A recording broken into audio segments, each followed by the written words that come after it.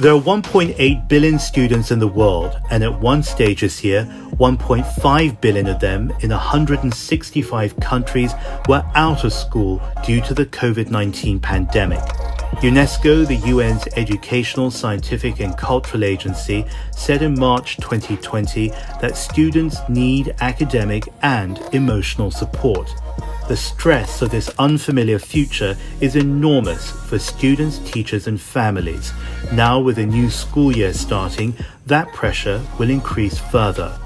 The big question is this: can students return safely to class?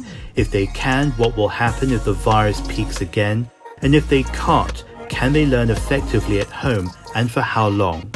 Even in a global emergency, everyday needs like education will continue. In China, students have been back to school since the spring, surprising perhaps given that it was the first country to report a major outbreak of COVID-19, but not surprising now the virus there has been largely brought under control.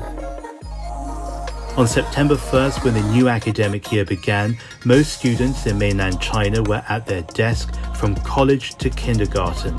It's no mean feat. China is the largest classroom in the world, with about 260 million students and 15 million teachers in 500,000 schools. And just like the pandemic response, mobilizing and managing those kinds of numbers requires a clear and consistent process and being creative and flexible along the way. So what's it like when you arrive at the school gates? First, there's a temperature check, usually through a handheld infrared thermometer and hand spray or sanitizer if needed. Students are staggered as they enter through one entrance with clear markings on the ground, keeping them at a safe distance from one another. Outside and inside, students, teachers and other staff wear surgical face masks. Face coverings like an improvised piece of cloth won't do. These basic public health measures are mandatory at Chinese schools, shopping malls, subways and other public spaces, but 9 months into the pandemic are not widely practiced even at international airports, for example. Workers in hazmat suits spray down classrooms in between lessons to ensure that communal facilities like desks and chalkboards stay free of the virus when they are interchanged between different sets of students and teachers. The same goes for playground facilities, and windows are left open to increase ventilation. But clearly, as we've learnt in other disease outbreaks, the key to a successful and sustainable response requires a whole-of-community approach as much as whole-of-government leadership. So ingraining good practices early on and preferably at an early age will be useful, especially in a pandemic like COVID-19 that some epidemiologists forecast could remain with us for many more years to come.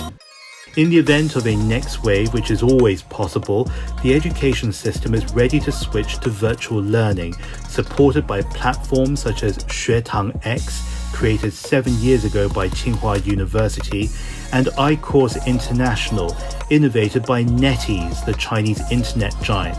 Both platforms have teamed up with UNESCO to provide these services to students globally. Getting students back to school, no matter where they are, is critical for their learning and for their longer-term futures. But it needs to be done safely. The health and well-being of our next global generation must always come first. I'm encouraged by the hundreds of millions of students returning to their classrooms and the secure measures that allow them to. Young people always offer us hope, but I think especially so in this year of loss and grieving. I'm James Chow.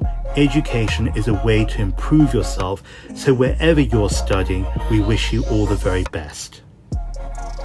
I am James Chow. You're watching The China Current. Follow us on social media at The China Current.